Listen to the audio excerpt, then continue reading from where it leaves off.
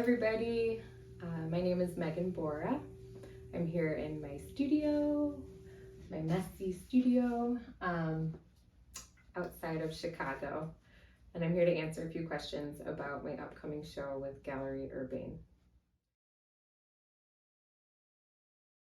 So horses, whew, where to begin? Yeah, I mean, horses have been painted throughout all of our history, so choosing to paint them for me is just pretty similar to choosing to paint people. It's just so many different art historical references I'm thinking of when I'm painting horses. Cave paintings, military paintings, Renaissance paintings. The list goes on and on. So I think I sort of have this fascination of the use of horses in fashion. The glamour horse versus the horse as just a practical means of getting somewhere. So, I think of like Bianca Jagger riding a horse into Studio 54, disco horse. And I'm putting a person on a horse. What is the relationship between the person and the horse? Are they using the horse as sort of as a prop to look cool? I think of like horse girl culture on Instagram. Are the people riding the horses because they have a genuine friendship with the animal? Like, I don't ride horses, I don't own horses, but I do know that people who interact with horses a lot have really intimate relationships with their horses because they're such intelligent animals. For this body of work in particular, it's a little bit different from what I'm normally painting because usually I'm painting more than one human figure, and the way I'm composing them in space comes with an interest in depicting authentic versus performative relationships, blurring the lines between intimate and awkward. Like, are these two lovers or friends, or are they two strangers in a fashion shoot? I guess the horse in this body of work becomes sort of the stand-in for human relationships, right? The same sort of questions come into play. I think specifically of the four girls straddling the horses, and it's a pretty intimate gesture. Who are the people we straddle and why? Like, is it for pleasure or personal gain, or is it out of love or intimacy for somebody? So yeah, the same goes for the person and the animal. Is this person outside enjoying a nice ride in the pasture, or does their gaze sort of imply a self-conscious awareness that they're very much on view, and like, is their horse instead sort of a way to look a certain way? Performance in general.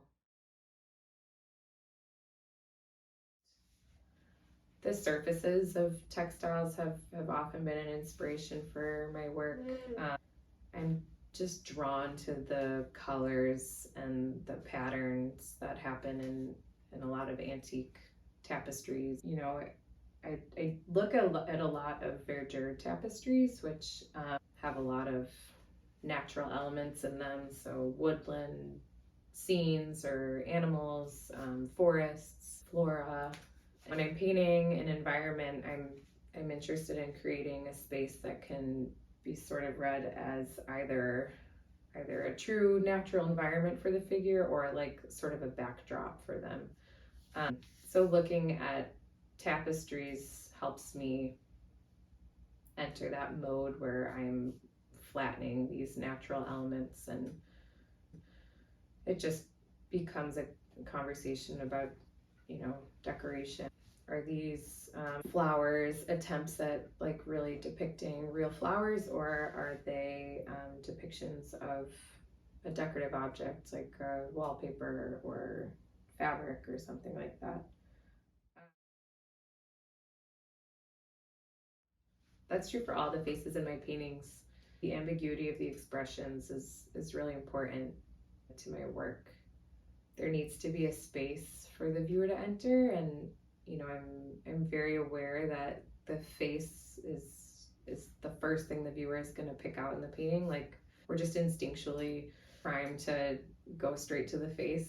I struggle with getting the face right because I don't want it to throw off the balance of everything else that's happening in the painting, and I want to treat it the same way I'm treating another element of the painting, which goes back to my interest in flattening spaces and tapestries and all that. But the paintings really come alive for me when I hear viewers interpret what the figures are feeling or what emotional state they're in. Sometimes I have viewers say like, "Oh, this person looks so confident in this painting," and then someone will look at the same painting and say, "Oh, that person looks so bored," or "That person looks so sad." I love that. I love that people bring their own emotional state or their own life into the painting, and that connection is really important to me. If I can use the face as a vehicle to hold my viewer that much longer, I'm gonna wipe that face down until I get it right. Yeah, I mean, I touched upon this when I talked about my interest in textiles and tapestries. It really comes down to an interest in in-between states. So, spaces that can be read as either environments or backdrops. I'm really drawn to artists that do this well. So I think of artists like Milton Avery, Jacob Lawrence, Vuillard. I could go on and on. Just figurative painters that are very successful at creating pleasurable painting moments to look at, just shapes or colors, shape or color relationships. But also at the same time, there's this representational narrative going on. So it's just these two exciting things happening at once. Yeah, that's abstract figuration for you. And that's sort of what I'm hoping to achieve when I create wonky spaces. Again, touching upon the paintings of the 4 paintings of the girls straddling the horses. It's very intentional that their feet are touching the edge of the canvas. It sets up this pose where it's like the girls are like almost squatting, and then the horse could be like a dress or a horse, right? That's sort of the weirdness I'm trying to play with when I'm painting these scenes.